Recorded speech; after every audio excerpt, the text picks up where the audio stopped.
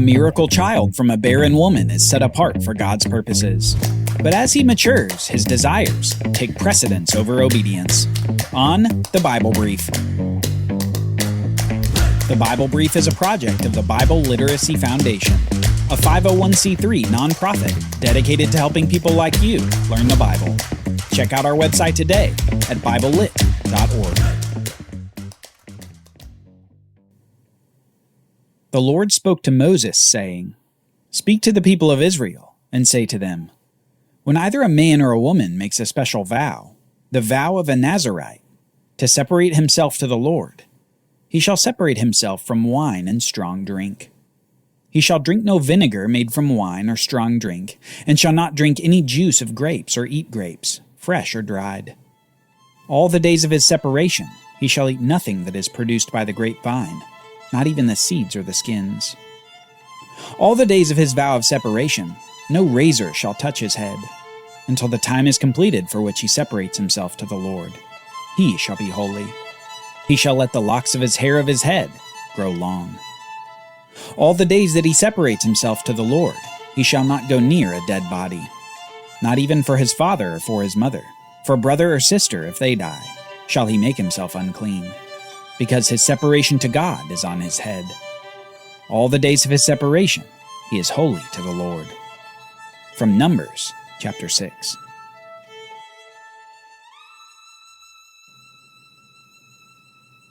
Israel seems to be on a program of national suicide. Not a physical suicide, but a spiritual one. A suicide where death comes as they willingly separate themselves from Yahweh. The God who delivered them from all of their enemies time and time again has been ignored. The people have whored after other gods. They have intermixed with the people of the land of Canaan. The men have given in to all their impulses for the daughters of the Canaanites. The parents haven't taught their children. The children have forgotten the God of their fathers. Israel is a nation on the precipice of death, a mere shadow of what it once was when it was led in triumph out of Egypt, when it decimated the people of the land. That was centuries ago. It could have been 1,000 years ago. Israel's spiritual vitality has been hollowed out, and their blessing in the land has been replaced with destitution and denigration. They are a flickering flame, ready to be extinguished by a light breeze. And the nation would die with a whimper, were it not for their God. Because even in an era of near complete rejection, apostasy, and perversion, God still remembers his promises.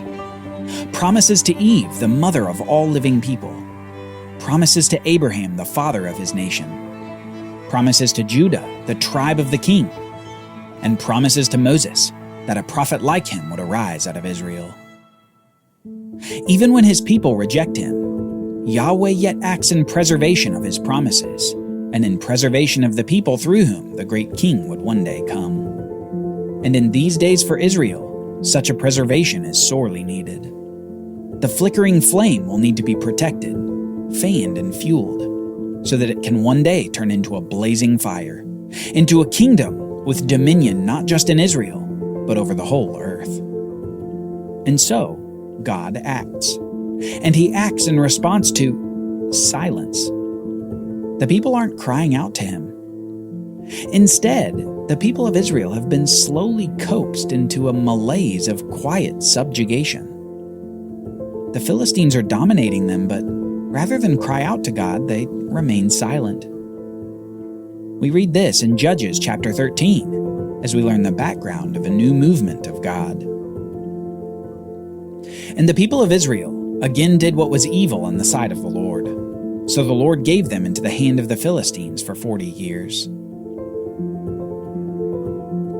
There was a certain man of the city of Zorah, of the tribe of Dan, whose name was Manoah, and his wife was barren and had no children.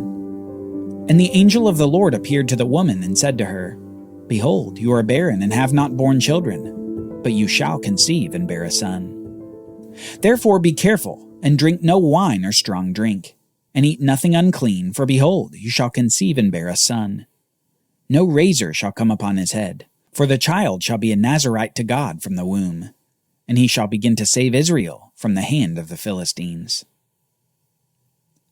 In a sudden entrance into the affairs of this obscure family in Israel, God does something that we haven't seen in nearly a millennium. He promises that a barren woman will conceive. Yahweh will open the womb of the barren woman, just as he had done in the age of the fathers, for Abraham's wife Sarah, for Isaac's wife Rebekah, and for Jacob's wife Rachel. This is quite an event, but it comes with commands too. The woman and her husband are to raise the boy as a Nazarite from the womb, a vow that included stipulations for no alcohol consumption, no contact with dead bodies, and no cutting of hair. God commanded that this child from the barren woman would be a Nazarite from the very moment of his conception. And this command will come to shape the life of this enigmatic individual, a man dedicated to God from the womb, yet flippant about his calling and his vow.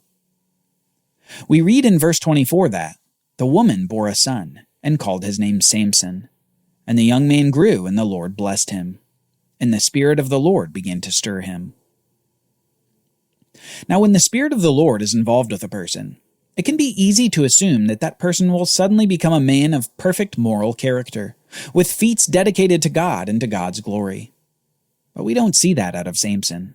Instead, we see, the opposite. Rather than live in the purity of his Nazarite calling and of the empowering of the Spirit, we learn that he largely resists God's rules and calling. We read this in Judges chapter 14. Samson went down to Timnah, and at Timnah he saw one of the daughters of the Philistines. Then he came up and told his father and his mother, "I saw one of the daughters of the Philistines at Timnah. Now get her for me as a wife." But his father and his mother said to him, "Is there not a woman among the daughters of your relatives, or among all our people, that you must go and take a wife from the uncircumcised Philistines?" But Samson said to his father, "Get her for me, for she is right in my eyes." His father and mother did not know that it was from the Lord, for he was seeking an opportunity against the Philistines. At that time, the Philistines ruled over Israel. At this point in the narrative, Samson is a young man, a man with very long hair that his parents haven't cut even a single time in his life. He's been protected from death and contact with corpses, and he'd never had a drop of alcohol. He's been set apart since the womb, and yet the first thing we hear about Samson is that he wants to marry a Philistine. He wants to marry a forbidden woman. Now, his parents had been trying to follow the Nazarite vow for Samson, and they're trying to at least follow the law of Moses with regard to Samson's marriage, but he simply insists that he must marry the Philistine woman. So surely his parents say, "Well, son, no, that's just out of the question. You can't marry someone who isn't an Israelite." At least, that's what we'd hope they'd do. But next we read this. Then Samson went down with his father and mother to Timnah, and they came to the vineyards of Timnah. And behold, a young lion came toward him roaring. Then the Spirit of the Lord rushed upon him, and although he had nothing in his hand, he tore the lion in pieces as one tears a young goat. But he did not tell his father or his mother what he had done. Then he went down and talked with the woman, and she was right in Samson's eyes. Yahweh is doing something interesting with these sinful desires of Samson. While Samson is driven by his lust to marry the Philistine, Yahweh is using Samson's unholy motive for his own purposes. And inserted into this travel narrative, we find, oddly enough, that the Spirit of the Lord causes Samson to kill a lion with his bare hands. This lion is going to have a great deal to do with the next part of the story, because he comes across this lion again several days later. After some days, he returned to take the Philistine woman, and he turned aside to see the carcass of the lion. And behold, there was a swarm of bees in the body of the lion, and honey. He scraped it out into his hands and went on, eating as he went. And he came to his father and his mother and gave some to them, and they ate. But he did not tell them that he had scraped the honey from the carcass of the lion. This odd story gets odder still, as Samson eats honey from the carcass of this lion he'd killed with his bare hands. And while this may seem like a random detail, we shouldn't miss the fact that he's violating his Nazarite vow.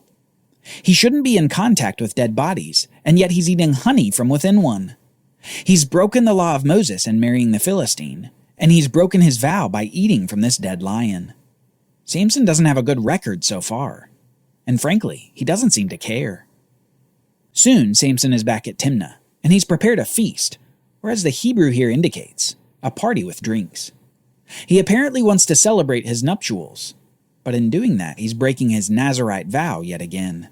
He's not supposed to be drinking alcohol. But it's in the midst of this party that the narrative continues to develop. Next we read this. As soon as the people saw him, they brought 30 companions to be with him. And Samson said to them, "Let me now put a riddle to you. If you can tell me what it is within the 7 days of the feast, and find it out, then I will give you 30 linen garments and 30 changes of clothes. But if you cannot tell me what it is, then you shall give me 30 linen garments and 30 changes of clothes." And they said to him, "Put your riddle that we may hear it." And he said this: "Out of the eater came something to eat. Out of the strong came something sweet." And in 3 days they couldn't solve the riddle. Now you and I know the answer to this riddle, but the Philistines are clueless. Out of the eater came something to eat. Out of the strong came something sweet. You can imagine their consternation at being unable to solve the riddle. Some new clothes would be a great win from this foreigner who'd married one of their own. But then these Philistines have an idea involving blackmail. On the 4th day, they said to Samson's wife, "Entice your husband to tell us what the riddle is, lest we burn you and your father's house with fire. Have you invited us here to impoverish us?" And Samson's wife wept over him and said, "You only hate me. You do not love me. You have put a riddle to my people, and you have not told me what it is." And he said to her, "Behold, I have not told my father nor my mother, and shall I tell you?" She wept before him the 7 days that their feast lasted, and on the 7th day he told her, because she pressed him hard. Samson, having set off this whole event by making a bet on a riddle, can't even restrain himself from telling his new wife the solution. Well, you can imagine she pressed him hard, trying to save her family from these brutal Philistines. He simply can't keep his mouth shut. Then she told the riddle to her people, and the men of the city said to him on the 7th day before the sun went down, "What is sweeter than honey? What is stronger than a lion?" And he said to them, "If you had not plowed with my heifer, you would not have found out my riddle." Samson is miffed. His new wife told the other Philistines the answer to the riddle. He's not only mad that they solved it, but he even degrades his new wife by calling her a heifer. But God soon uses even Samson's anger to achieve his ends. Soon Samson provides those clothes that he'd bet on the riddle. We read this. The Spirit of the Lord rushed upon him, and he went down to Ashkelon, a city of the Philistines, and struck down 30 men of the town, and took their spoil and gave the garments to those who had told the riddle. In hot anger he went back to his father's house. And Samson's wife was given to his companion, who had been his best man. Note here that the Spirit of the Lord empowers Samson to strike down 30 Philistines in his anger. This is the first clue as to what God is doing in the life of Samson. Despite Samson's hot temper, lustful intentions, lack of holiness, and disobedience, God is using him to begin the defeat of the Philistines. Now, many days after this event, Samson attempts to get his Philistine wife back from Timnah, and finds out that she's been given to another man. As you might imagine, Samson becomes angry again, and then he uses a bunch of foxes and torches to set the Philistine crops ablaze. But he eventually ends up a prisoner of the Philistines. Prisoner, though, only for a moment, because the Spirit of the Lord again rushes upon him to defeat more Philistines.